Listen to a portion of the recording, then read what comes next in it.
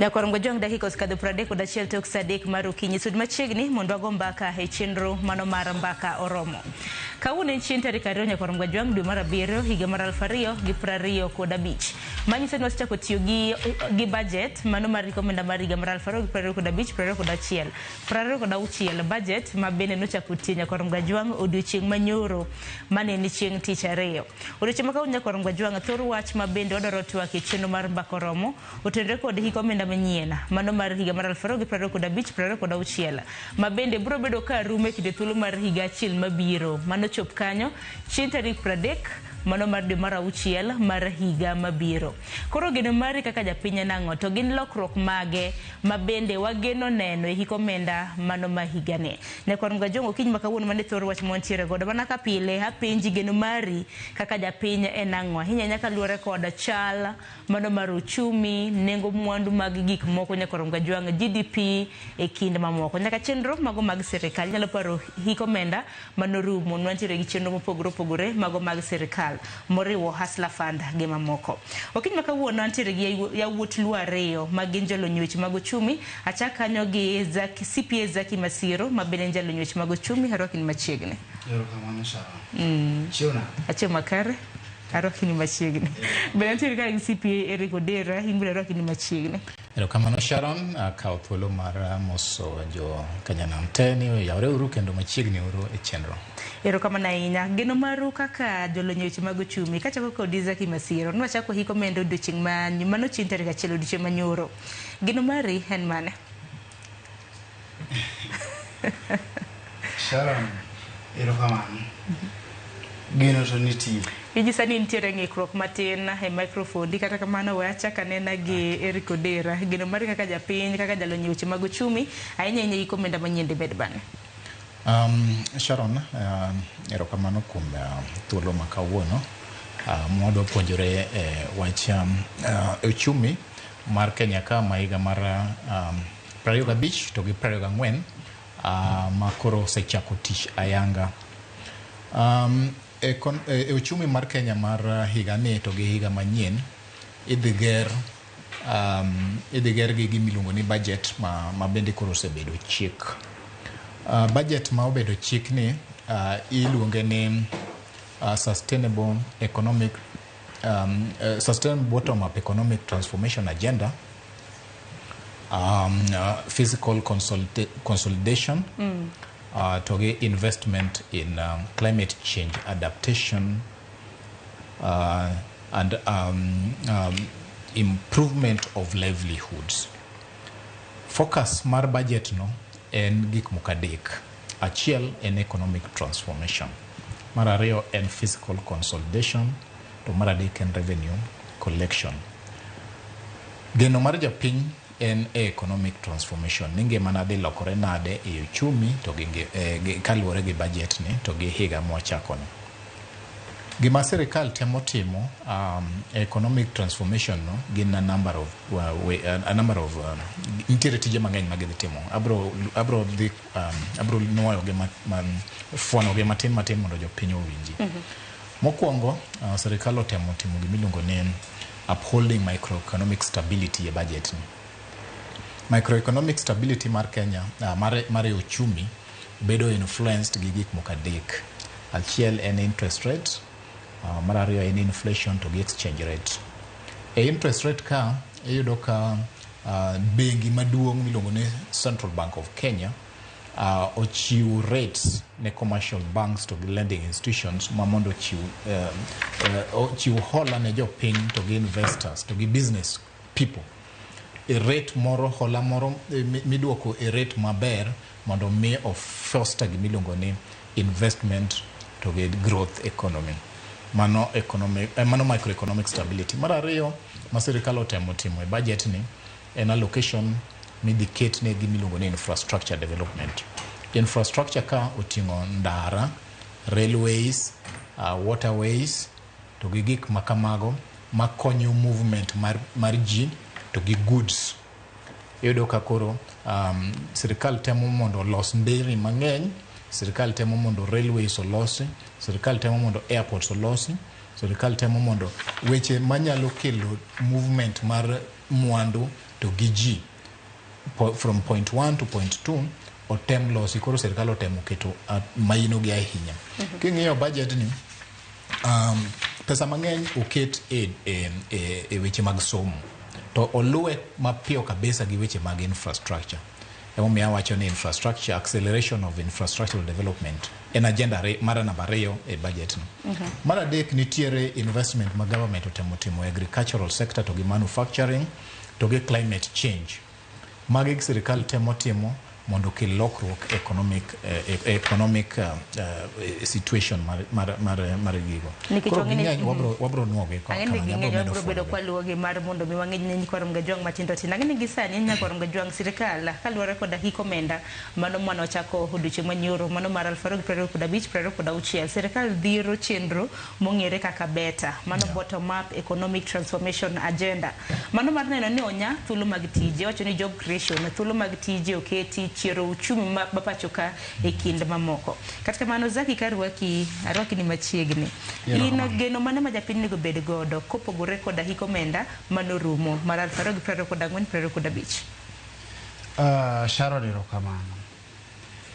Higa mar okay, the budget mabiro mbele ka en mar 2025-2026.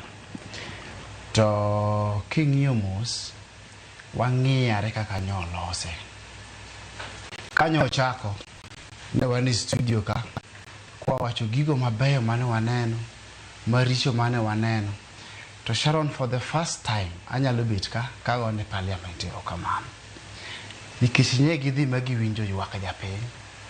Kalure gi gima nyolos chien kacha in terms of a bill. Ai kaka nye gidhi gikale ntie amendments manye gitimo nade manye gigulo oko. Kochakre ko house committee levels ai kuru kubire the floor of the parliament. To gima duong' wanene budget ni kata king'iye kaka lose is a cautious budget. Ka wacho ni cautious budget tinani en budget moro molosi ka serikal ubedu iwacho nango ng'ato ka kini wacho nango Sharon ngatima gichiko yitigi to gitang to tang no ber te tanka ang'o mi wacho ni gitang budget kanyo losi. Okay, budget making process yudo ka fuok betie gima waluongo ni budget deficit marwa nyi neno kae na around 876 billion. Chegni billion out of chiko. Yes, monego bed ni wadhi timre nade, monego bed ni wadhi holo oko. To gimomiyo awacho ni en cautious budget, chien kacha waneno kodwa bedo over ambitious.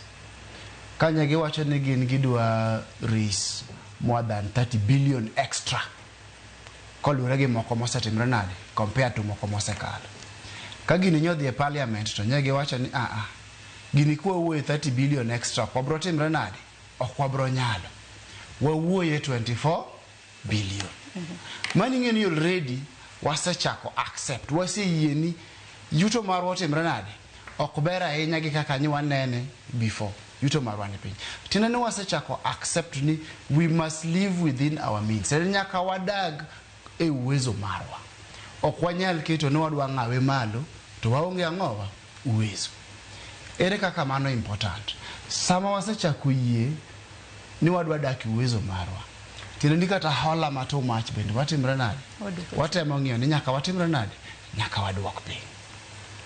Koro kwa keto gimambo shares to wane mwahinyore. To gimomiyo en cautious budget kendo Sharon mabende en gima ber.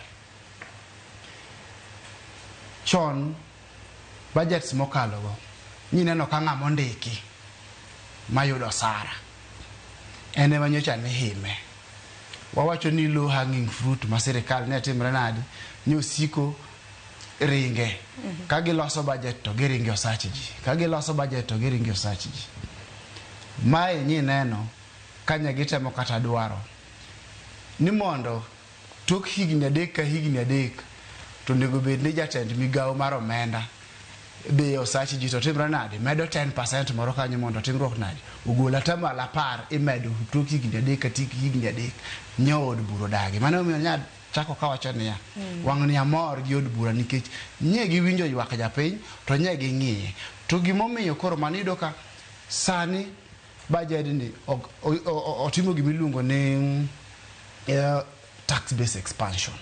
Teni gigo monego bed ni gi tax ok ging'iyo mana gimoro achiel gimanyo moko manyien monego bed ni timore gi tax ok gimedo mana gima gisebedo ga ka gi tax kata giketi usuru cha ni mondo dhi malo tiende ni ng'at mondiki koro nigi geno ok ohimo msache ahinya to kendo ng'ama ondiki ni iyudo ka nyagi wacho ni per diem cha onego bed ni imi thuolo nyaka kochopo 10,000 e king'adi ang'owa e king'adi usuru to kapok ochopo ka chon ne 2,000 sani koro bill gine masani act masani sani koro ken bill koro en check koro act masani oyieni ni nyaka 10,000 kitimri nade e king'adi usuru tino ni gima ng'at mondiki nyalo bet gi ofuke koro dhi medore moloyo kaka notimo nade kaka ne makoro tiende ni CPA itemo wacho ni budget mawang'ni chal ka gima jopiny dhi yudo yuto kopogore gi manorum kata kok oyudo yuto to kobi gi pek geno nitie ni kaka ne an kawuono kabro bet marach ki pile pile kane ik sirikal mar omenda olokore financially olokore tido kolokre gi gik mang'eny gi tax burden moko motimre nade mang'eny to sana na wacho ni the structured sector kaka koro jok mobedo employed minyalo ne ni ng'ane to is employed ng'ane ondiki to ndike pesa makama wadwa juoge makama kanyi mani dhi gatimeti to jok moko nitie mar unstructured tiende ni jogo mani pok okele tax bracket ni weyoga kore momiyo wacho ni jogo mondiki wang' ni nigi fuong'o moro maber ma osach gi ok otimre nade ok ohim to kata king'iyo CPA osewacho osewuoyo kanya about industrialization en gima ber nyocha naneno iyudo ka provision manyokalo the tax laws manyokalo nye wacho ni jogo matimo motor vehicle assembly Kenya ka gin noyienegi chulo tax miluongo ni corporate tax tiende ni mano income tax tiende ni en osuru no michulo ka higa orumo kiseloso books of accounts magi motimne auditing to wacho ni mae profit miloso kata mae yuto miyudo nikao atamala 15 kanye gino bire od bura kaka bill nyegi wacho ni mano gidhi golo oko giduoke back to 30%. To mani ng'eni nye dhi hinyo industrialization tiende ni ne dhi hinyo jogo ma nikech gima wang'iyo ka en ni ka pinywa watemo industrialize wagero kimbni ang'o matimore sirikal mokwongo dhi yudo usuru makare to gimomiyo sirikal dhi yudo usuru makare en ni kimbni gi nyalo dongo to ka gidongo to gidhi ndiko ji sama ji ndiko ji dongo pay as you earn sirikal yudo to corporate tax cha bende yudo to tiende ni bende tax burden ni kimbni gi bende ok dhi malainya to piyo tiende ni mae watemo wacho niya kanye gino dhi parliament to kendo jood bura nyawacho ni kik ugol atamalo 15 ne oduoke 30%. Wang'i uru ni sector nyaka timre nade nyaka grow wawe uru mane 15 kama nyo timre nade kama nyo entie Sharon mano bende wacho ne parliament ni kudos mano gima ber koro tiende ni kendo kanyo wang'i industrialization tiende wa hope ni kembni gi kadhi mbele kapod sirikal maintain low tax rate kacha usuru mantie piny wabro timre nade wabro bet ni kembni dongo ji yudo tich sirikal be yudo sakicha afadhali yud matin to pile moloyo keto usuru mamalo tinego gimo sechakre to jok madhi dala mabe kuro tich urumo ne gibe bet mang'eny be kaka sirikal kuri timri nade ihinyori to waris ni kama nade mane penyo maduong' kata mna kapok wadonjo kata mane waris iwacho ni kihondo koma di bede waris ni kama nade koro waris king'iyo gini awacho ni ne en cautious budget ok gibiro gi taxes ma too much nikech chien kanyo nie waris nitie ni nitie zero rated nitie exempted ok adwa doke nikech en gima no koketi kaka no pangi e bill mama no bere kaka gore jod burero kama nikech dine gigol gicha e zero rated to gitere exempt kaka koro solar panels, solar batteries, transportation mar ni ankigolo e puodho to e factory bech skari ne dhi medore. To kata mana farm inputs mag farm feeds mane dhi losi chiemb animals bende nyinano kidhi gole zero rated retail exempt kata mano dino dhi mal tinani kata mana chak mane dhi nyiewe ang'o supermarket dino timbre nade dino dhi malo mano jood bura nyogolo. But what is ni kama nade nikech target marwa to kagini nyodhi e od bura ok nyodwoke piny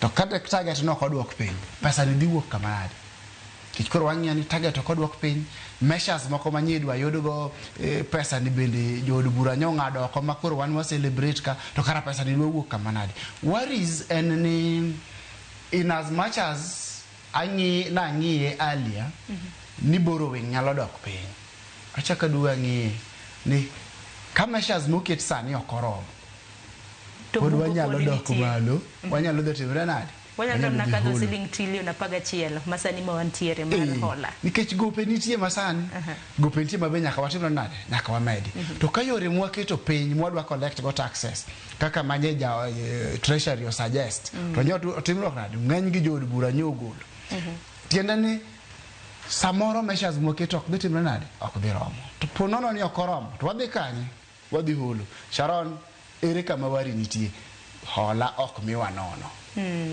hola imiyowa gi interest tendo mwachulo bende ng'eny ni malo to kendo wari moro nitie kania sama gi kaka ne measures mane kata yore mane sirikal oketo ne dwadhi choko go osuru no gol moko oko tinani it is going to be tough on a taxpayer tindani gimiluongo ni compliance mabende budget no focus ya ahinya kaka gini dwa choke the administration of tax kaka idwa gole kuom japiny modonji fuk sirikal ma sirikal koro kele kendo back to our pockets dhi bedo matek nikech nyineno kanyo e-teams nyobedo gi adjustments iluongo ni electronic tax invoicing management system nyoket kacha mamano one of them ma rules mage timnade medrede gimomiyo wacho kamano ka koro measures ka ugolo oko to wawe matin tini bende dhi ridni ma nyaka kawi kuom itoni chalka uyeyo makudhi chakito kudhi koro tini nyaka lawi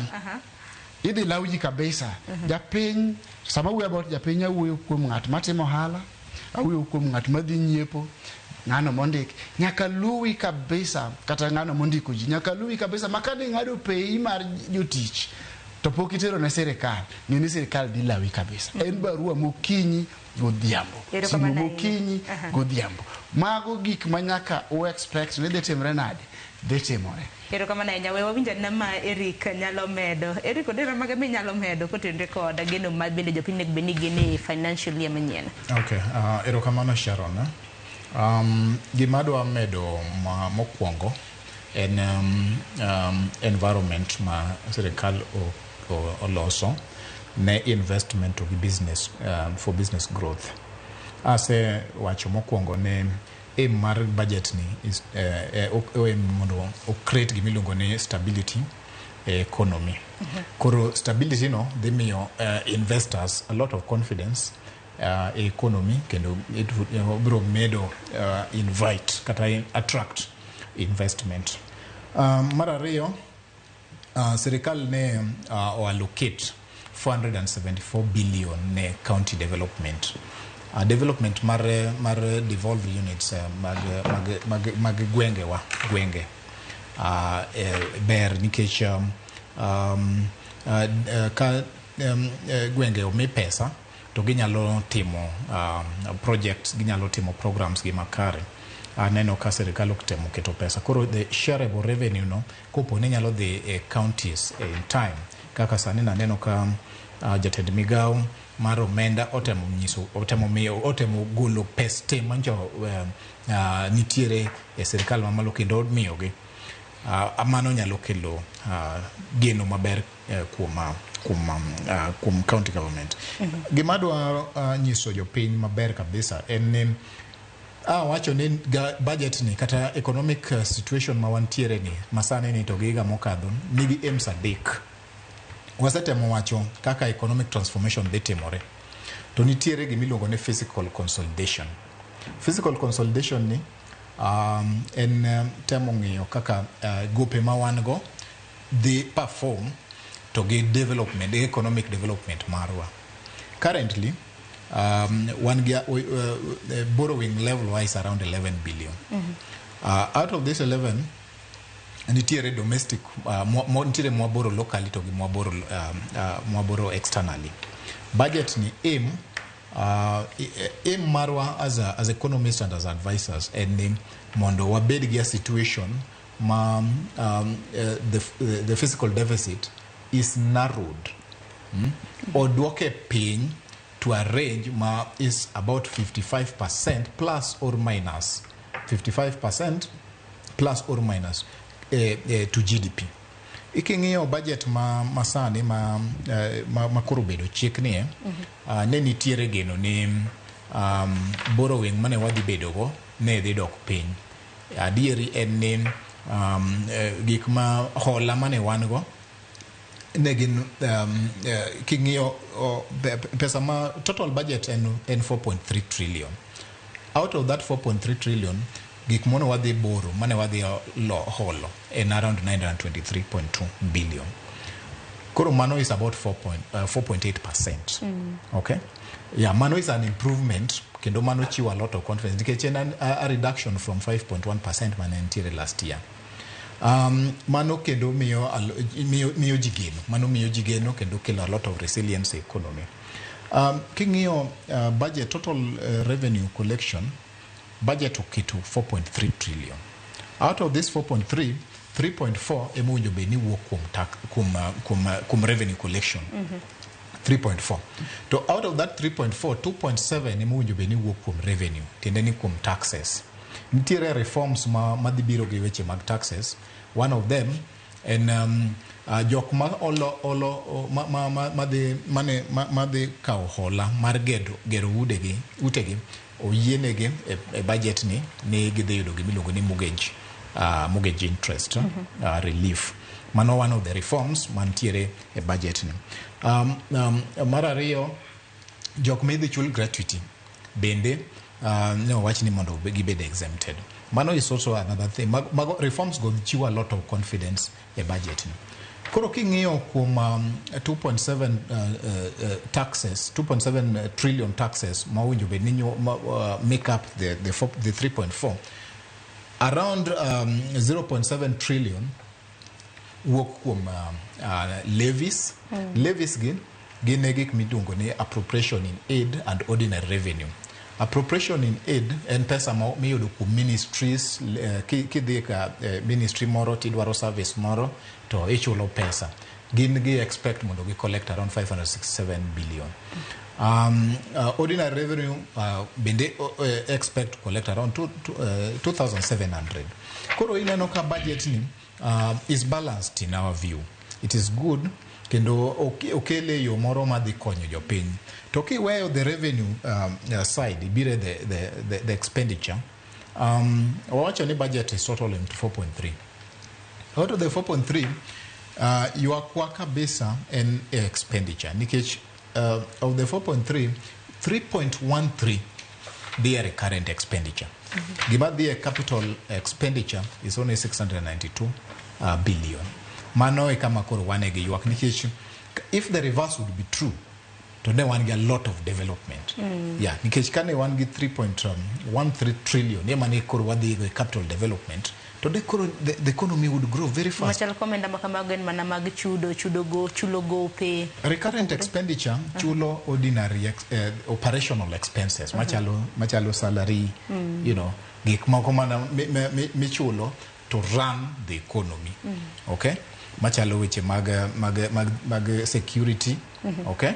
Weche mag somo, weche mag health and all that. Or even though mago beber, but ok chiu transformative economic results modwaro. Yeah, omio do again deber kabisa if the reverse would be true. Tingeni kindeka kininja kwa mgajwa ngoni budget no soma kinditulo maro jumbe adek mokadho mano chintere kapagariyo dwe mara uchiel mano mar dwe mokadho budget mano mar siling trillion 4.29 kindeka kinde wacho ni budget idhiro gang'o idhiro gi chik mar omenda to chik mar omenda mano Finance Act nyakwaro mgajwa na neno kanyo ka no bedo no chwe kogno wacho ni kawuok e bill kawuok e paro mar chik ka koren chik chieng' tarik 26 mano mar dwe mokadho mana ndalo madirom 4 kende kapok watieko hik omenda mar higa mar 2024-2025 to ang'e ni par chik mar omenda mano finance bill ma finance act ma 2025 bende nitiere gi pogruok malach kipimo koda mano mar higa mokalo. Taparo ni higa mokalo bende nokwatiyo koda nikech ne en ginoero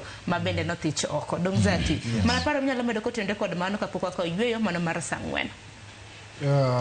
Paro kotenre gi kako time. Koro paro kotenre kako time nikech ing'eni machacha koro ng'ato nawacho ni to nango men nikech kinde ka kinde gima oganda kia ni mar mondo mwabed gi budget idhiro gi finance act. Nitiere chik mar omenda madhiro budget. To gima miyo ni mano no bedo controversial. Ne kalure kod osuru matho. We are going kapod Zacky ginene organize. Achiel kuom paro mane opogore e budget ni to gi mokadho en to kata total revenue ma project e budget mokadho mane obedo rejected cha serikal ne project yudo around 4 trillion to ma is an improvement to 4.29 man is around 7%. Mano is one. Number 2 en duoko chien gi milongo ni hola mokadho ne biro to around 5.1% of the total revenue. To sani wadok chien to 4.8. Tiende niya watemo the economic situation ma Kenya ka move maber towards economic recovery nikech why improve on revenue collection to what duoko gik miluongo ni gik magolo machalo kaka chulo gope and all that. Again kata the rate mwachulo go gik mojo be nwachulo machalo kaka counties pes madhi oko bende itemo duo kabisa. Koro nentiere lokruok mang'eny ahinya ma chik masani nie nego kupogore gi higa mokadho to chik lokruok gote en towards improvement of livelihood mana kaka the thematic theme mar the budget ne wacho makoro lokruok ma kelo lokruok e yor dongruok ne ngima dhano. Zacky, ipenja pogruok mobetie this time round to ka winji maber to nitemo penja ni ang'o momiyo wang'a ni lieti do dok chien ode mrani shi wapo kosekete chik mrani en osebedo chik mokwongo Sharon apa ni CPA oselero ni moko but kata kamedo gima osewacho budget ni king'iye kata gi kaka nobedo discussed e od bura achako gi kanyo ni gigo mane le hinyo japenya i budget no notimruok nade ng'eny gi nogoloko mana pamo ni jod bura dongi to tiende ni gini eno focus so much kata wanyalo ng'eni gimo ng'i ahinya en mana ni rates mane wasebet go ere kaka wanyalo yudo pesa ni mondo wati kode. Koro gima gitimo kae en nani girido administration the collection measures ere kaka pesa ni wadhi yude kwa goli kuom japiny kwa timra nade kwa kili mane gima budget ni ong'iyo sana now the act ma wan go sana okodhi mo introduce osuru moro madhi medo nenge mesa kata gino midhi tere mesa kaka samoro de pinya logo to ni samoro no ko pedhe lela ti yudo ka samoro ntiere mibayo no pedhe apeda isipokuwa ni koro gimo medre manyien motimre nade onge nikech kokewi wawachi ni koko mabet kata manewi budget chakre kata kodwa wan wawegi ka korino no mabet studio gani wan mwacha yani marach japiny be kose winjo to ni reject this reject that iwinjo lakini wang'ni marach ne tin to matin go bende jogi no dhi otimre nade ne gidhi gi vote gi oko. Koro tinani the focus en mnani already ngima already kaka idhi gol gicha kuomi mondo timruok nade utere na serikal mano kende pogruok motimre nade mobeti to kaka CPO wacho kendo kata kamede wi wachno ing'eni pile kidhi hola no bedo ga wach maliet ahinya ka hola otimre nade dhi medre malo nikech wang your dog ping almost over 100 B. Which last time we were about 900 plus. To mark over 900 towards 100. To mine towards a B, to mine a trillion, but mine no can 876. Ingeni afadhali wago step Martin kwa dugo pin moloyo go kwa di malu. Kuro katakane wan malu kaja wago step kwa dugo pin mana ni sawa. Kuro meyo ngurno kobedo mang'eny. To the silent nature mar passing it to nyaki ngeni chin kanyo nye wan gi Gen Z be nyote mrenadi nyaki organize girgi moro kanyo tarik 25 to by tarik 26 sirikal nyetimo nadi no se chwe kogno by tarik 26 wan nye podwa clean town podwa block yore kia state house. No, but we need to clear something. Now can silent nikech 25th mane Gen Z ni endarane the parliamentarians were working. Parliament was not closed. The quorum was not there in the first place. Yeah. Don't want to parona gikanyi sana ka yo matin mar mondo mikikwan kora dia ngadu kawa ngiso nya quorum gajong nikech quorum to dwacho ni nantiere od buna onge od bura no mikram na jod bura mar mondo mikoro mano biro mar mondo medok dala ne quorum gajong dakika na riyo tok sango na ka yo matin oduogi mathoth.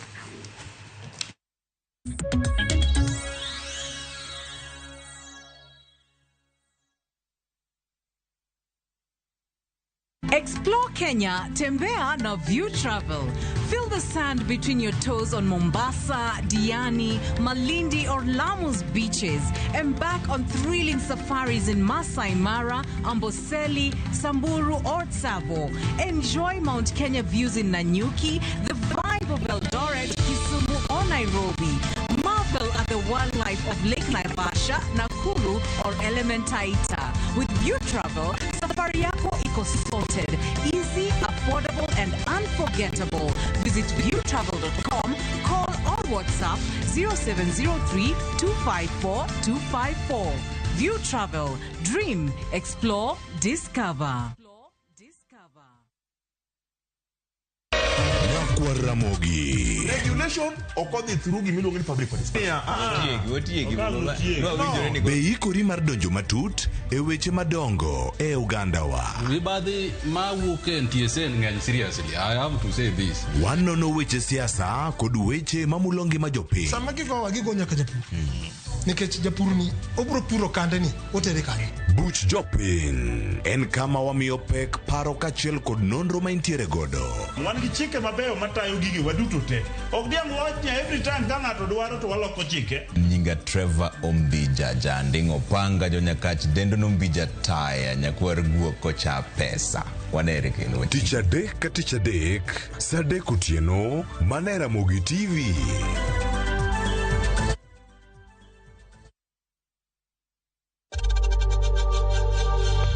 We know times are tough, so save money by buying airtime from M-Pesa to any network with zero transaction fees. Dial *487*2# and get your airtime PAP with zero transaction costs.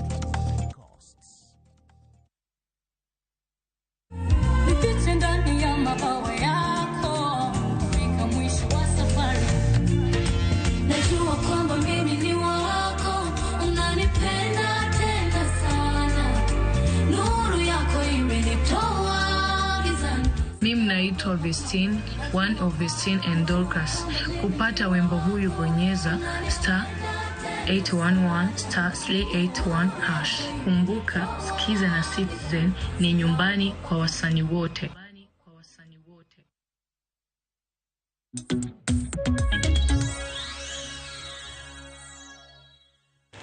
Na koromgo jong machigni okang morare wadhi nyime gi twak marwa e chenro mar mbaka oromo kiny makawuono wanyisi maleng' ma bende biro bedo e hik omenda manochako odiochieng' manyoro chieng' tarik 1 dwe mar 7 higa mar 2025 ma bende biro bedo kadhi nyime nyaka chieng' tarik 30 dwe mar 6 higa mar 2026. Aparo ndi kapok adhi alanda nwaloso ahinya kutenre kod chik mar omenda mano mar higa mar 2025 pogruok mano bedo keep compare kata mana kipimo gi mano ma higa mokalo. Aparo ni Zacky ikawe gi kanyo gima ntemo lero.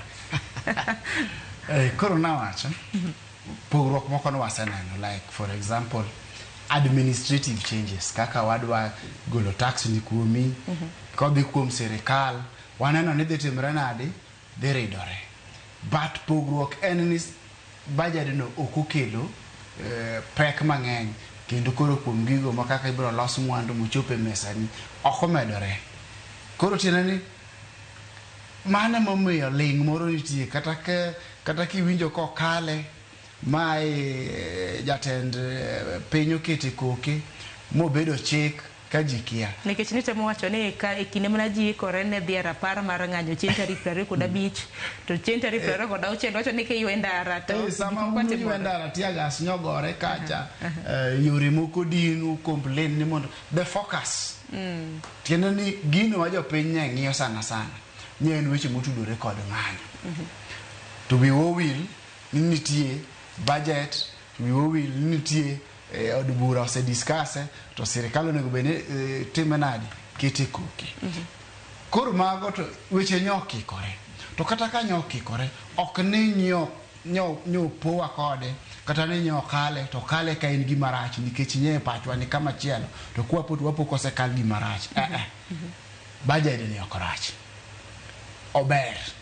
Koro miyo kata ka nyokale silent nikech omulo gigo ma adieri kaka koro wan kaka ng'ama jalony nitie gik magombo winjo sami loso budget to gin gigo manywa timre nade manywa winjo to wasewacho kendo wanwayo niya fuok mar budget en deficit kodok piny mano is a plus to wacha kwadwo wang'iyo ni mahino mani moketi mondo corruption otimre nade odok piny nikech ibiro yudo ni Sharon samoro kata wawachi ni okwa holo to marwa mathin mwayudo ni to kwatiyo go maber rach kata waholo to gi marwa moyudo mathis cha plus mwaholo wakwalete rach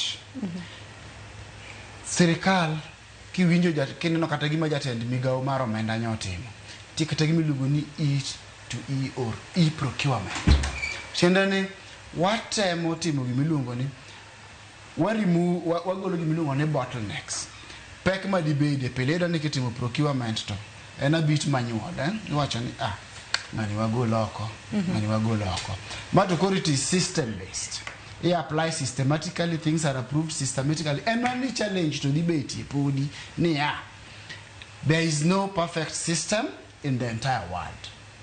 System ka system nyakabedi gi leakage moro, nyakobedi gi improvements. Manigo mi wan gi jok miluongo ni system administrators. System administrators are not systems. System administrators gin dhano. Koro the fact ni dhano to podi nitie nyaka pod de timre nadi ng'ikruok moko nyakabedi, lakini intention maber osebeti wasebet gi paro maber ni koro nego bed ni sirikal nikech one of the ways Sharon ma sirikal lose go pesa gin procurement.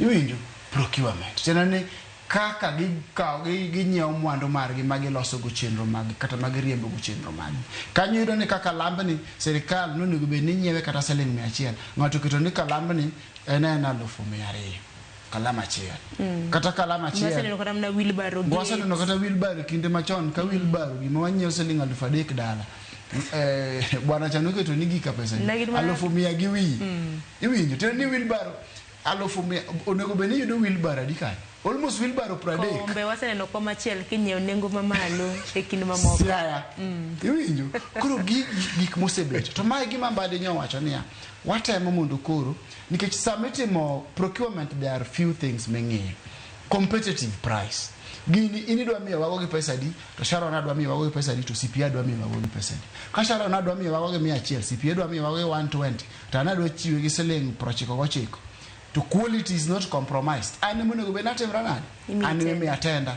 tachiwo tena ni kanyo sirikal di save a lot of money to money corruption mwatimra nani mwauwecha mage gik ma budget ni natimra nani na deng'io to mae chik mar omenda matimra nani dibeti koro wabedo gi more improvements e gik mwago mowinjo kaka jolony moloyo gik moko watimra nani ero kama na ng'eni Erika par chipo ka wi poko wila kalore paro mar chik gi chik masani mar omenda.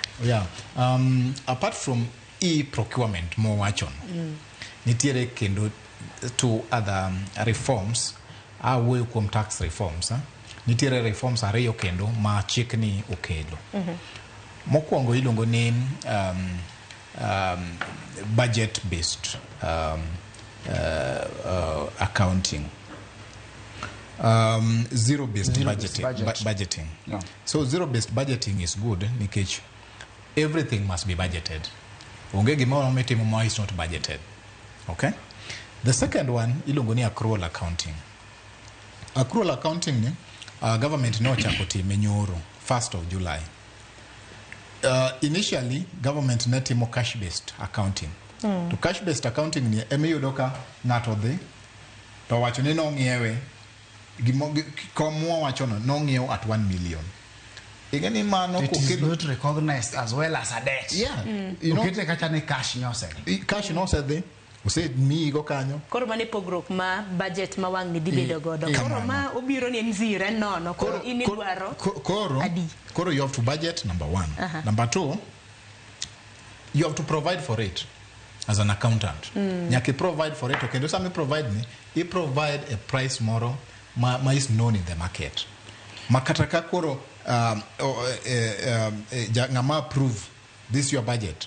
Ong'eyo gik miwacho ni dwa ng'iewogi. It makes sense. Didino rode mag Koro mago reforms madhidino rode mag kwelo. Ai ka medo fuono gimowacho. Ng'ina accrual basis of accounting. Sharon,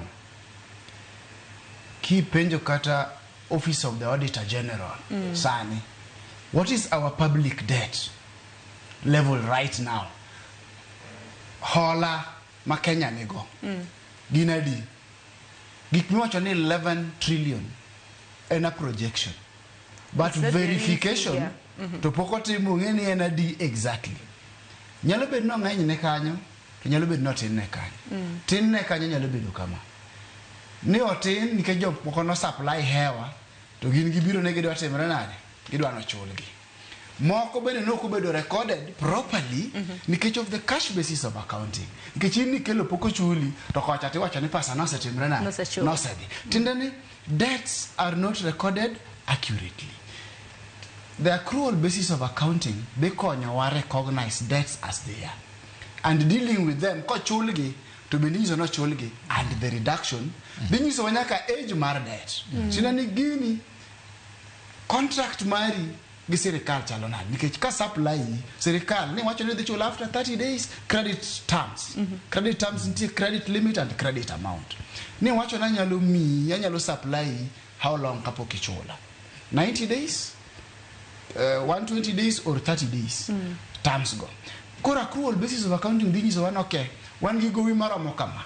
To kuom magi ntie gowi ma age mare ndalo 30, ntie ma age mare ndalo 90, moro 120. To mage mosekalo the contractual agreement e kind supplier gi sirikal. Magi gik ma are not clear sani nikech cash basis of accounting. Another thing, Tomano is very important right now. We will be knowing exactly what do we owe. Koro kata man Office of the Auditor General dibedo gi tich mayo to kata kwa mano mi okwachuog migepe wachuog commissions moko ma are unnecessary nikech mano burden to jopiny nikech chien kanyo ntie committee moro manyo chuogi ni review public debt okrash lakini na en tok chik nikech mago gik monego bed ni fall under the Office of the Auditor General. Committee no kendo no bedo disbanded no gol magino chako ter gani Office of the Auditor General. But kata nyaka sani wakia ni Kenya exactly what is the debt. So ini somana ni projection accrual basis of accounting to benante kana debt ceiling mabili nyakulo sema pin Kenya ni exactly. All these problems this system the cure. The other thing Maoko mentioned and gi milongo ni ingeni ntire bende yuagruok e public sector ka ni ngato wacho ni an gige na supply 5 years ago poko chula to owinjo fununu moro ni ngato no supply last month to sai chula. Okay? Age debtors. Nyakwange ni to how did you pay the oldest debt to where the most the current debt where the oldest mago gik madhibedo tackled a budget this chick masani to get reforms koro the long and short of it and the new act will introduce a lot of reforms more important for economic recovery fiscal consolidation and revenue generation. Gima adwa nyiso investors to gi business community mantiere Kenya ka any take advantage. Okay? Kidwaro hola to sama hola ni rates ni piny kaka sani eminyalo kawe hola minyalo keto e business maber. Bende kidwaro timo investment this sani eminyalo timo investment maber ni cost of production dhi dok piny. Gima kenda nyalo nyiso jopiny maber en mpango ma sirikal okelogi are important nikech gidhi create opportunities mag employment. Cost of life is likely to go down. Issues mag depreciation kata mag in terms of currency are likely to go down. Mano will have effect on the physical on the balance of trade. All these are aimed at improving the economy. Gima jopiny bende owinjo ong'e ka economy grow maber kama en ni at individual level, at microeconomic level, in bende find something minyalo timo mondo mi improve at your personal level. Koro ka government ose create, teach government is to create an enabling environment. Luasi obedo makare, nejo ohala, joketo mwandu. Tingini kata mna kini mwacha ni luasi obedo makare to hiko menda mana makoro norumoni. Emana nina kakoro luasi maro ohala noko obedo makare hinyane investors mago joketo mwandu. Nano kembe mano dari pachoka kadok tuchegi kopogregi mano. Pinyo wacho sibedo kata mna kamanyo ne joruwere nikichoche ni bigger percentage mag jogo kumange tije gini youths. Joruwere bene na imanyo nigi tije kawuoke penje maoko. Koro bende hiko hala maro betane. Makoro wacho ni they are going to create jobs.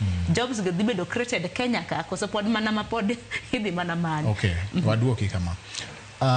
Kum gik mane a list ni focus ne government ne aim to do ka. Ne nitiere achiel mane oka mention miluongo ni targeted population economic development.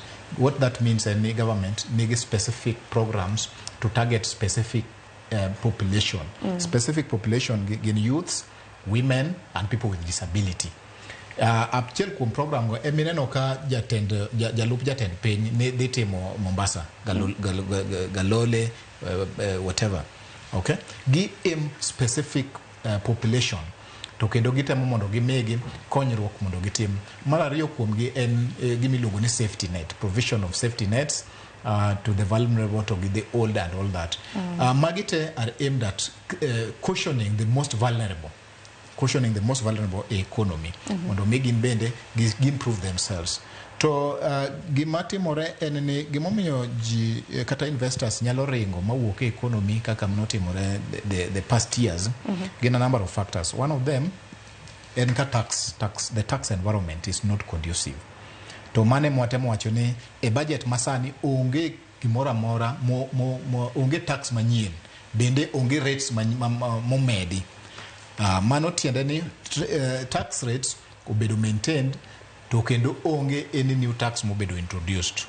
Mano number one. Number two, en cost of trading kata cost of living. King'iyo kata inflation masani, the last month ne wan at 3.8%, which is good nikech when anytime we are below 5, we are okay. Okay? Sani inflation yes, inflation is stable. Okay? Ka inflation is stable, our currency is stable, exchange rate is good, then the economy can take up. Ni kwa mgajwang nite kana mna samoro dana moro mantiere kanjira kacha madangini stability mara inflation wacho nika tiende ni ya Sharon kata ikelogango inflation ka stable ikelogango tunangu meni samoro inflation waneno ka kethre wealer kama tiende ni ya kanyo dwe mokadho cha ichulo stima mar token ni ya achiel onyise ni chul siling 50 dwe mokadho ja kendo sani kidhi ng'iewe tichulo siling 50 kata jomoko chulo siling 49. Tiende ni onge medruok miyudo e nengo token. Inflation tiende ni lokruok mar nengo mar gik moko. Koro ka lokruok no obedo mang'eny to kendo obedo mamalo to hinyo japiny. To ka lokruok obedo matin kendo dok piny to nitiere konyruok.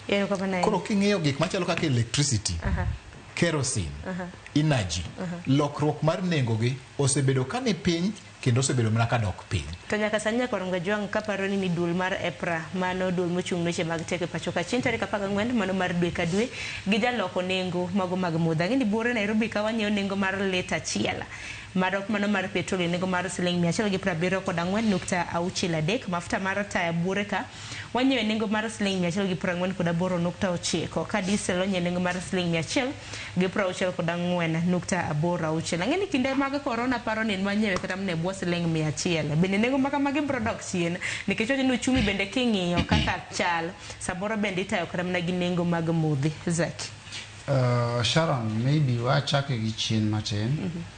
Taparo ni CPA oselero ni part of it very well. Tigi miluongo ni tax rate predictability kata tax environment predictability. Ingeni kwa siku wachenjo ga rate in every financial year to wachenjo rates. Obedo scary kata obedo gino mabuogo kata ngado madwa timang'o madwa keto mwandu. Sama lwasi waketo ma tax rate stable. Tiende ni olombo joket mwandu, investors. Gimomi olombo enia inyalo plan kendo inyalo project. In fact, it is recommended ni in 5 years onego bedni tax worldwide ok 30 million okimedi. So that kanga tuketo mwandu ne kawuono ten gadieri ni in short term onyalo timo hala, to in long term onyalo timo hala more realize gik mo realize, but in long run ose break even. Tinani ose chopo kama ose yudo capital ni koro ng'iyo ni ya onego be na chako koro loso profit mar Sh1 and beyond. Ineno. To ang'o momiyo gino important? Nikech sama wawuoyo cost mar timo hala, usuru is one of them. Usuru is a major cost. Nikech obiro yore maka kendiko ji administratively, obiro yore maka kido mwandu miloso go mwandu ni in terms of raw material cost of production.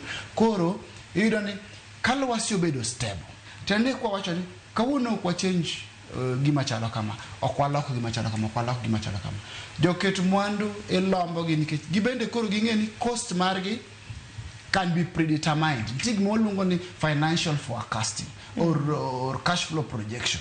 Projection, submitting projection to kata mna tax rates, itimri nadi iketo into consideration. Tene nyake ni to submitting projection mara ng'iyo ni higa manyien kata month mabiro nyalo loso pesa maromo kama to my cost mara to my gima nyalo yudo. Submitting projection mari for management purposes nyaki ngi tax rates. To ka gisebedo stable ne jogi can predict ngato nyalo go tene nyalo go kwandi ming'eni anta bro invest tabro vu million dalo machalo kama ai tabro chako loso hala higini maromo kama.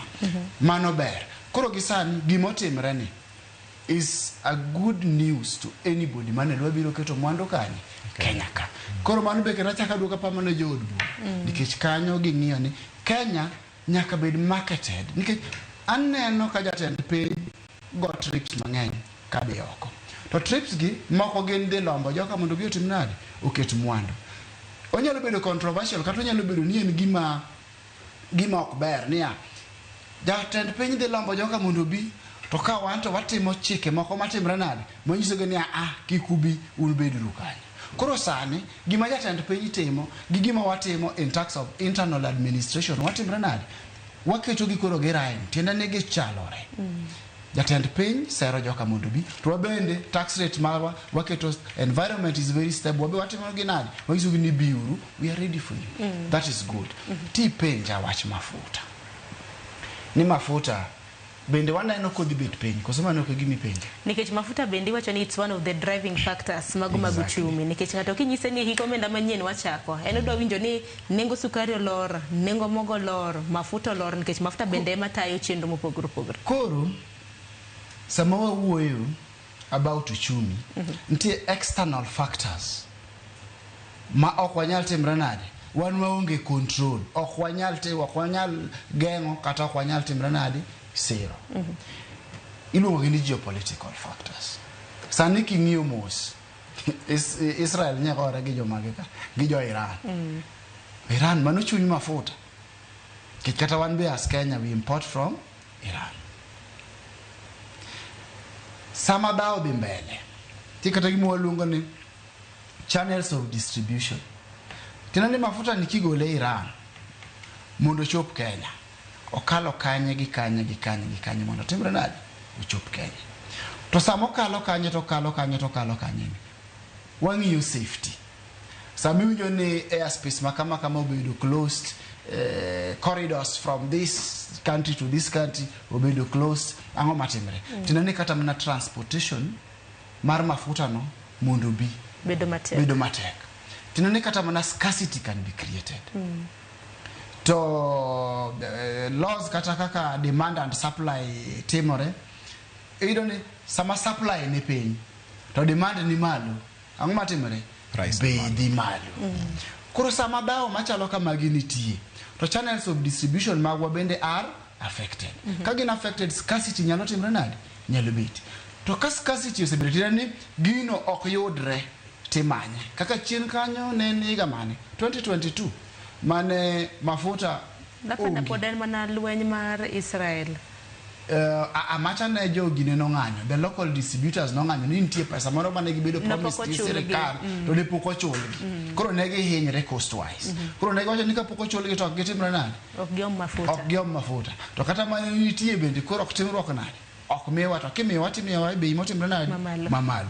Koro lwenje kabila ko nyalo katimre nade? Nyalo beto. Lakini mato koda way about the external factors. Kaka koro mago. Scarcity kosebet gini kosebet ni onge to beche de timre nade? Dibet malo. Koro mago to gik ma we are not in control nikech ok en gima wayudo Kenya ka. Dabe ni mafuta wayudo Kenya ka is a different story. To dong wachire koda crude oil, dong gwenge mag Turkana wan gi mo mapok ochungi. Iwacho ni crude oil mabenda piny Kenya nitiere godo. Mago to koro waluongo ni exploration. Exploration, when you are exploring, kitemo manye, samore yude, can it be commercialized? Be any quantity manyalo supply the demand. Kusena ena gima, sama bende explore. Cost midi tiyogo, gigi midi yudo. Bende gichalre. Ka tulo no pull out, ne yudo ni tulo no pull out.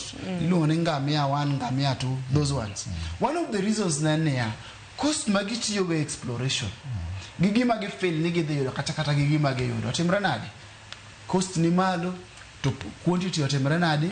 Ni piny. Koro bedo ni ng'at makamano nyaka odhi obed piny kendo mo reframe costings mage mongi maber. Ere kaka dwa timo exploration. Koro exploration stage is not easy. Nikech kanyo bende dhi yuarie gi serikali nikech nitie kata gigo reprieve moko ma serikali onego bed ni mi kwa muda fulani. Ka muda no expire to koro serikali ngisi ni reprieve no kwadhi timre nadi? Okwadhi mi. Iluongo gi in terms of capital deductions. Maybe okadwa complicate ngima jape. Kwa wacho mana nitie fuongruok moro monego bed ni serikali mi samitimo exploration kuom muda fulani. Koro kisetimo exploration ma muda cha elapse, serikali koro tamre fuongo ni gicha. Tin podi timo exploration pok ichope commercial stage. Teni pok iyudo gino minyalo uso. In podi manye. Koro ka mago kane timre to tulo no wacho ni wan watimre nadi? Wa pull out. But pod wacho ni kata mana government itself through gimiluongo ni PPP. Iluongo ni public what? Private public partnerships. Partnerships kabila mabeyo. Kaka koro moko mani dwa miya danika. En nane terms mag the partnership nyaka timruok nadi? Nyaka ngi. Nyaka obed no favor japiny to favor bende jaket mwandu ma partner gi the state. To ko favor mana jaket mwandu cha to ko favor japiny temi winjo ka koko moko timre nadi? Bet. But gin giko monego bed watimre nadi? Warwako. Koro kipenja wach mafuta. Gima ng'eyo nusuru momede mafuta onge. To adieri iwacho makare ni mago factors of production. Tende gin gigo mitiyo go mondo walos mwandu motimre nadi? Motiyo go Kenya ka. Kabech mafuta da bed nigi medio suru ranyisi ni one of the costs of production sama kata cost mag timo hala. En ni kuketo suru to timre nadi? To gino dhi malo. Lakini kanyo no okomuri. Wageno no bro timre nadi? Obro bet stable. To mana ka also the political environment worldwide bendo timre nadi? Obit kare. Lakini kwa neno such wars kapodi dhe mbele to pod onyalo dhi malo kata onyalo dhi piny. Erokamano ahinya nyakon Mgajwanga dakika oseromo 30 tok saa 4 mar okinyi medoro ote oro ele mago ote machok arede ka uchiel nono mbi mago oganda bende yudowa achiel kachiel ote mintiere godo na jolony ahinya nyako tenre kod thor wach montiere godo med mana somogi e okang' mar adek ma bende koro biro bedo kotiko godo chenro abiro bedo ka somogi achiel kachiel wakao yuma tena.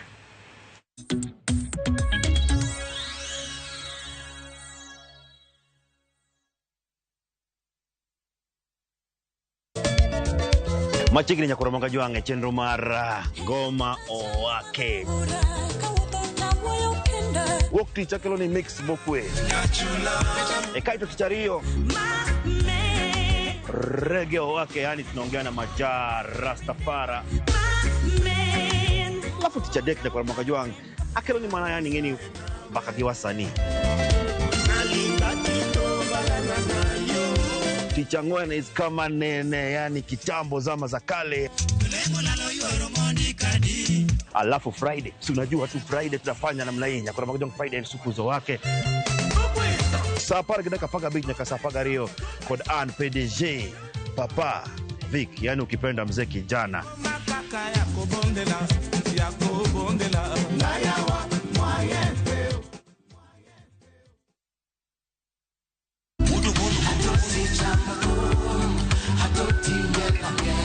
Woktich ka woktich wakelo ni don ya wotonagi. Kabende tichario katichario nyakoro Mgajwanga en odiochieng' mar yuto mari. Chieng' tich adek nyakoro Mgajwanga en odiochieng' mar mine nyalo kachiel koda weche hera. Awendo kachopo tich ang'wen nyakoro Mgajwanga wakelo ni kama nene yani TBT kod thume mamit mokalo. Furahi the edition and thum kaliech. Loso kapuoyo nyakoro Mgajwanga. Ka wakelo ni jothumbe mopogore opogore. Kanyo ndio bende wakelo ni gimiluongo ni Bes Yawa.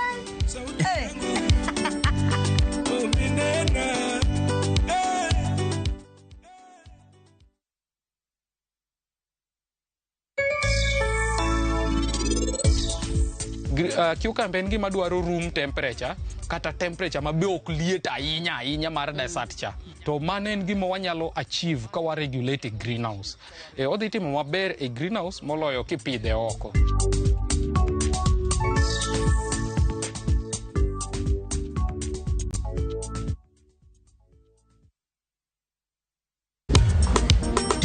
Ticha beach kocha kore saa 4 otieno nyaka saa 6 lakini ni mixes maliet kabisa mag luo rumba luo benga kachiel koda jawa maliet kowuok e ondamo 107.1 FM kar chuny jaluo kapela nako ni wangne ka wadokocha nyaka wang joy mari mar Ramogi TV Lungani ya boy handsome mandawea roji bed and breakfast. Lungani DJ Kolokol instrumental. Tokodan Solomon Tito Kafaya gudi. Kawa choni ma en Ramogi Night Disco. Kete manaka.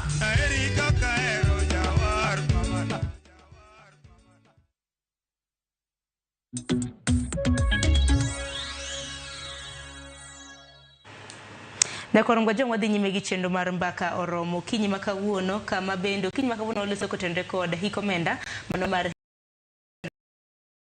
geno mabende jopiny nitiere godo kata kamano ang'eni odiochieng' makawuono mathoth timore moko kuom chenro mabende timore nyakoro Mgajwanga ne wadok Lefas Luoch nosekilonie chal mar fwambo mabende waluwo machiegni en kaluwore kod alama mano ne ringre mano mar Albert Ojwang alama bende time kanisa mano mong'ere kaka Ridgeways Baptist Church mantiere Kiambu Road katika nyakoro Mgajwanga mano waluwo ne aneno ka jafwambo marwa Efi Nyakidi osechope kanisa makamano nyaka gisani jogo kuma bedo sechopo aneno kanyo manena Tony Jenner kendo jatend migawi pachoka Justin Mituri en achiel kuom jotelo mabende sechopo e nyasi makamano Efi kono sekre nyakoro Mgajwanga biro bedo konyiso malingling mabende dhi nyime e kanisa mano mar Ridgeways Baptist Church mano mantiere Kiambu arwaki kendo kang mar ariyo nyakoro Mgajwanga wadhi nyime gi twak marwa kinyi makawuono geno mari kaka japiny en ang'o kaluwore koda hikomenda manyien mabende wachako bende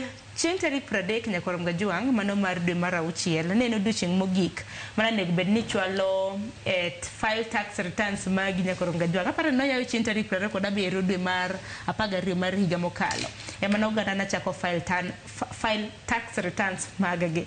Aparo nego no mednegi in bende in achiel kuom jogo eko ma bende nisechopo mi file tax returns magi nikech kaluwore koda KRA giwacho ni dwaro margi osuru mane bende ne gichoko hiko omenda ma norumone en siling trillion 2.66. Wabiro ng'iyo anena bang'e ka KRA osenyiso kapo nono ne gibiro bedo ka gichopo dwaro makamano kata oyo. To mar higa mar 2025-2026 aneno ka KRA oyaro bade gin gageta mano mar choko siling trillion 3.01 bende nyalore mane penjo maduong' Eric bende nyalore ok bende pod waritogi mar mondo mi ginyiso ka bende ne gichopo ageta mar siling trillion 2.66. Okay, nyalore samoro ok nyalre bro nyalore kaluwore gi kaka gitimo reforms mag round tax collections to ge tax compensation to give the general public view weche mag tax gi ingene tax makenya ka en gimiluongo ni self assessment you assess yourself kaka chik dwaro kasti nyiso serikal mana kopo ni KRA ne gi wach e kage nyalo review koro from self assessment no ema winjo be ne gi yude those targets gimang'eyo en ne ji mang'eny view chulo tax kalure gi gima giyudo. Chik to wacho ni tax ichulo at quid pro quo. Tiende ni ichulo osuru kok you expect anything. Tax michulo no gima serikal timo kode ni timo kode the general administration which maga rita kwe which maga economic development to gi makamago. Kenya ka chik nyewe wacho ni ka hiki urumo 31st December 2024 to ne owinjo bedi ne by tarik 30 dwe mar auchiel ne owinjo bedi ne iseduoko return no kendo kantiere tax no owinjo bedi ne isechulo ni nodong' mapok ichulo no owinjo bedi ne isechulo. Gima ne nitiere nitiere shida maduong' ahinya tarik 30 kane ji mang'eny temo duoko return no omiyo ji mang'eny ne ok oduoke tarik 30 chochni mag mbui mane momiyo KRA no medo ndala 5 nyaka tarik 5 dwe mar 7. Omiyo kapok iduoko return ni e yo mora mora tem mapiyo kabisa mondo iduoki by Saturday mwadhieni. Ne nitiere bende chenro kanyo mar amnesty mane ochiw ne ng'ata mane nigi principal tax mane osenyuolo gi kima iluongo ni penalties to gi interest ka principal no ne ni yude kapok noromo tarik 31 dwe mar 12 higa mar 2023 to ne in gi thuolo mar benefit amnesty no gi lendo mane ogol cha ne ok owuoyo kuom weche mag amnesty gi to gima ng'eyo ni nikech mbui ne okethore makata jok mane dwa chulo tarik 30 ok ne ochulo. Aban gadiere ni KRA biro yie mondo ng'ata mane ok oyudo thuolo no to pod nigi ratiro mar kata nigi geno mar chulo gino chulo tax no mondo benefit inyalo yiene mondo ochul. Koro daher mondo jowa okaw thuolo mondo gitim mano gibed cleared. Gima adwa medo e wach chik makoro wan go nie chik ni an medo kendo anwayo ni o concentrate a 3 thematic issues: physical consolidation, economic recovery to revenue collection.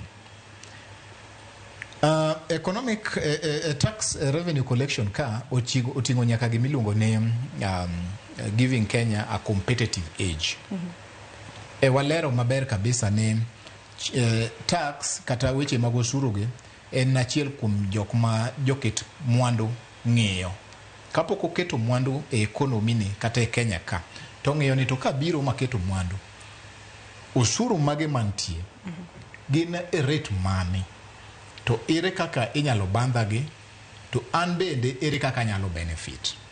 Nitiere tax incentives, nitiere gik ma nyalo konyo bende investors. To investors go bende gibro pimo nito ka Kenya chiwe at rate makama, Uganda to chiwe nango, Rwanda to chiwe nango, Ethiopia chiwe nango, Tanzania chiwe nango. Kech nitiere gima iluongo ni capital flight. Na jaket mwandu moro nyalo keto mwandu ne Kenya ka, to ko feel ni Kenya weche mag osuru dhi malo, ma cost of production koro ni malo kabisa, to nyalo manyo kendo environment machielo mondo dhiye. Mano bro create gimiluongo ni capital flight, ma bende biro miyo ji mang'eny wito tije, sirikal wito tax, weche mang'eny biro timore.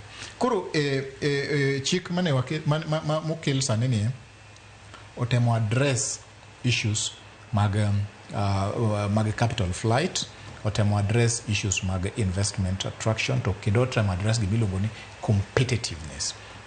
Competitiveness in terms of koro ka I compare the tax rate mar Kenya ka to get predictability mar the environment or the economy, to nitiere some surety niya Kenya ok dhi bedo gi lokruok ahinya mabwogo ji kata bwogo investors in the short run, omiyo ng'ato nyalo bedo mokel mwandu ne ka. Koro kata investors mane winjowa watemo wuoyo gi moko kata mane dwa invest, ang'eyo ji mang'eny temo kawo advantage gi the climate change adaptability, because ji mang'eny are interested in provision of clean energy, ji mang'eny ne interested gi solar, wanyalo nyiso ni koro the environment is stable, the economy is looking good, cost of production kata cost of doing the business is now under control. Biuru ket mwandu mondo koro Kenya odhi mbele. Kenya odhi mbele mar mondo miwayud tije.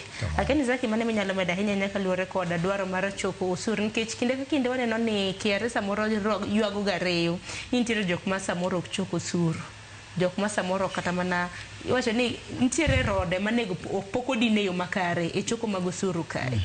To kram na piny owacho kinde ka kinde jatelo moko wacho ni ngane gane samoro e pochoko cholo osuru kembe mamoko kin mamoko. Sharon, itemo penja government targets and missed targets and kod kaka onyalo improve kata kage dhi yudo gima gidwaro kabisa, nikech mana wacho kamano nikech kaluwore kod target mar KRA e hiko omenda ni dona ngisi ni hiko omenda morumo cha dagi dwaro target mar $2.6 trillion, sani gidwaro $3.4 trillion. Koro ing'eni nitie realities manyaka wa face,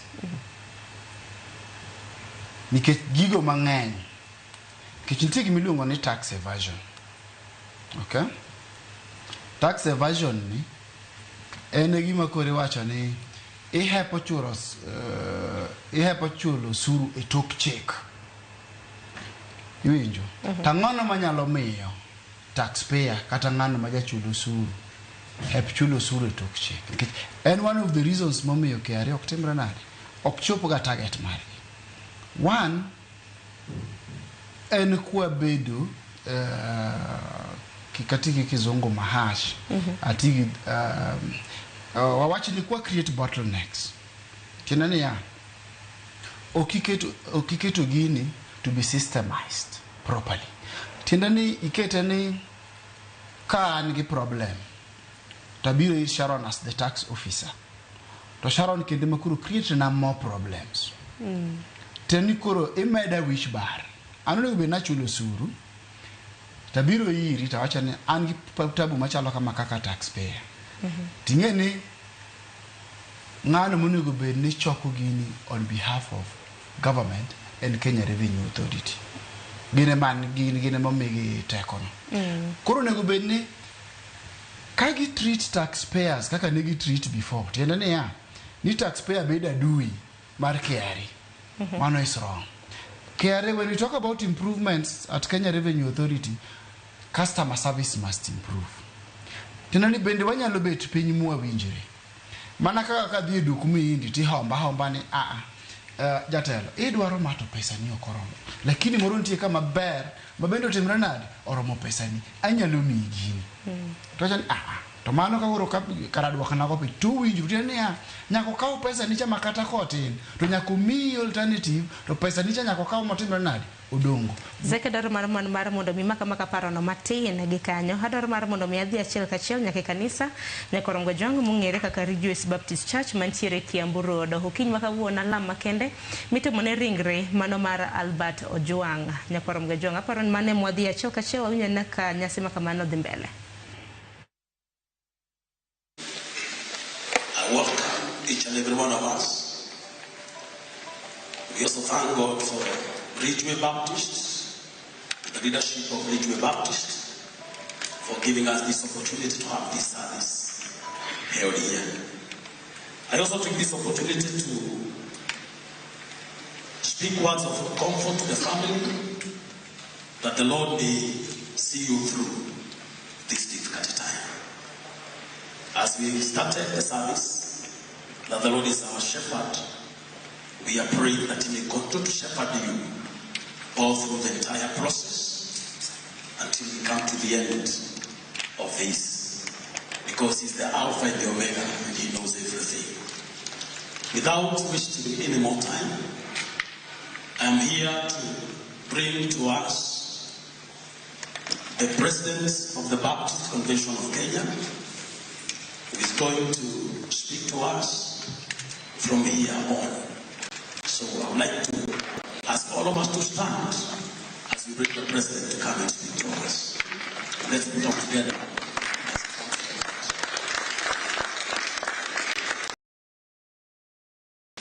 Let's have our seats. Bwana Yesu asifiwe sana. Thank you very much, Reverend Mwagi, for the opportunity. Thank you very much, Pastor Larry. Thank you very much, Pastor Eric. Thank you very much, Blessed Worship Team, for leading us very well this morning. I want to take this opportunity, first of all, to thank Almighty God that has enabled us to be able to gather here at Rejoice Baptist Church today. As you heard my name, I'm Reverend Tubuya Bennett, the President of the Baptist Convention. This Baptist Convention sometimes wengine hawasikie vya magani. Bwana asifiwe sana. Baptist Convention is the umbrella body for all Baptist churches across this country, and we want to take this opportunity to welcome all of us here at Rejoice Baptist Church, and we also want to appreciate Rejoice Baptist Church today for hosting us.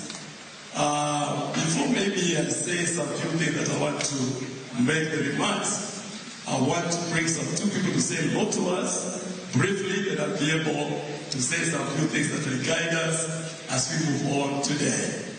We have a pastor from Malindi that have been the pastor of the late Albert, our church in Malindi, and also been the pastor of our brother Mesha. I want to give him a minute just to say hello to us. Then after that, we're also having the Secretary General of the Evangelical Churches in Kenya, Reverend Ndega. We'll also give him a minute. Then after that, I'll convey the condolence from the Baptist Convention of Kenya. Then after that, we'll be able to give the direction on how we are going to be giving our tributes today.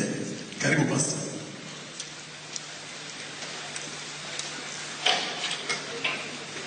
Bwana Yesu asifiwe. My name is Arthur Bigo Wanje.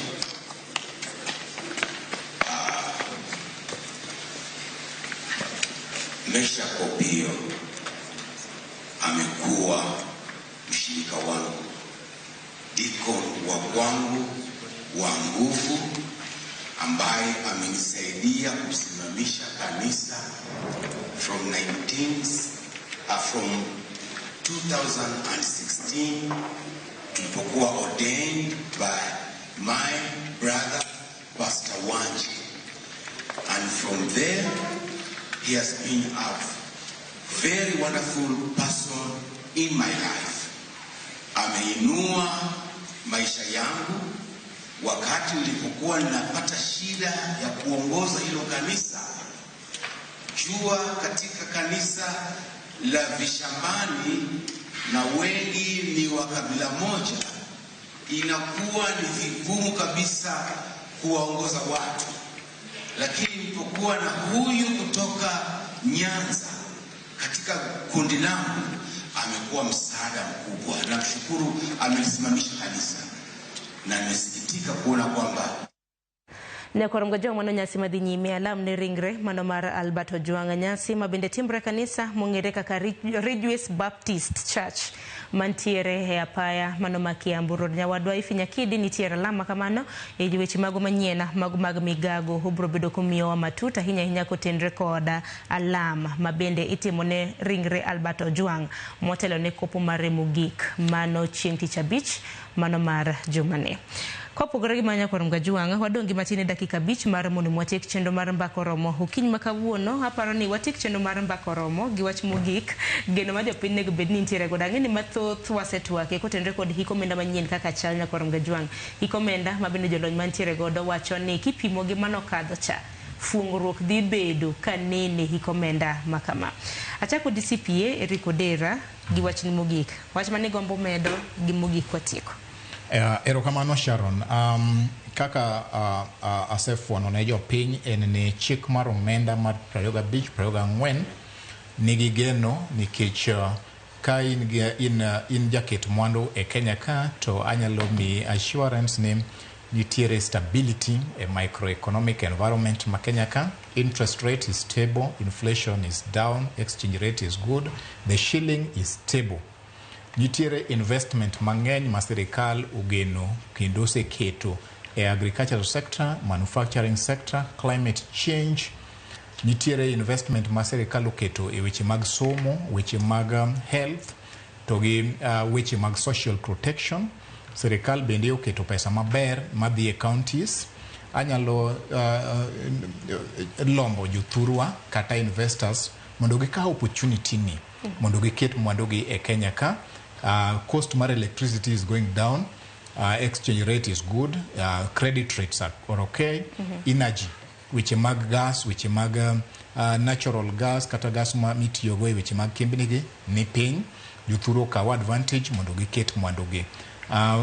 Ka in jaloso mwandu kata jago ohala, bende thuolo mar reforms ma government uketo e gratuity, weche mag mortgage, weche mag zero based accounting, weche mag accrual accounting, procurement, magete chiwo kill a lot of efficiency and effectiveness a government service delivery.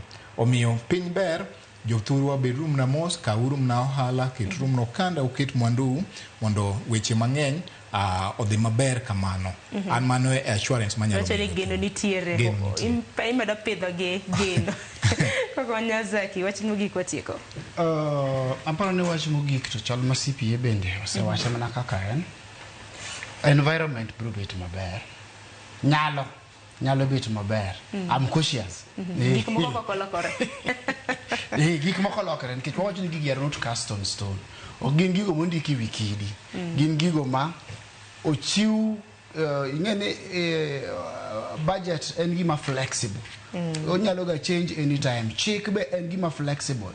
Tiende no inyalo ga loke anytime. Koro kapok to loke, nitie indications no dhi bet maber. Koro ngima nyalo bedo maber. To one of them any inflation rate mo wuocha. To no foni maber ni inflation rate inflation rate we medruok mar ang'owa mar ngima kata bei mar mwandu ma dhano tiyogo kata dok ne piny. Kodok piny ni bei dok piny. Kodhi malo ni bei timre nade di malo. Inflation rate right now is at 3.8%. To gi project no nyalo dhi roughly to 4.1, but it is still within the range which is 5% of the GDP. Mano is recommended. But awacho ni en projection. Projection tiende ni ya en gino miparo ni dhi timre nade dhi bedo kamano scientifically, but okochuno ni nyaka timre nade nyaka bed kamano. Lakini wanyalo wacho ni gigi ber to wacho ne japiny ni timre nade bed king'eno ni dhi bedo maber. Sirikal be nyaka wawuogo in as much as wapako gini. Inflation nyalo bedo ni piny to wacho negi ni ngima dhi fuonore negi nikech mano gima japiny gombo winjo ngima dhi bet nade. It is projected kati neno no bro bet maber, lakini nyaka wawuogi sirikal. Gima nyaka wawuogi sirikal ma wach madwa wego go en niya inflation to nyalo bedo no bet piny to japiny pod bro ng'isi ni gino ko winji ang'owa ok winji ofuke. But for simple reasons manyaka geng'i. Number one, ngima kodok piny Sharon to sirikal achiel ni ok dwa chulo ji gopegi. Ing'eni nyalo bet ni wacho ni ngima odok piny, inflation rate odok piny. Tino onego bed ni abenda neno ber mar dok piny mar ngima. To kabro nene ka in nitie contractor manyotiyoni higni 3, 4 kata 2 mokalo.